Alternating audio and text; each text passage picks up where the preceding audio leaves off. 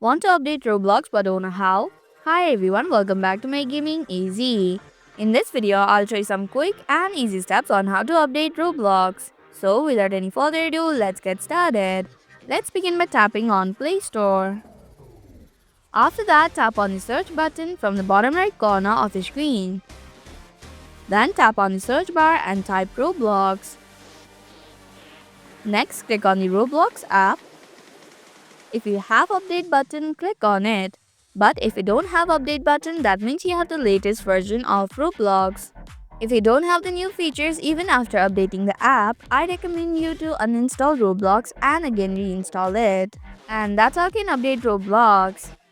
Thank you for watching Make Gaming Easy. Hope this video was helpful. If it was, then hit the like button and comment down if you have any questions or feedback. Also, if you're new to our channel, subscribe and hit the bell icon so that you don't miss upcoming videos.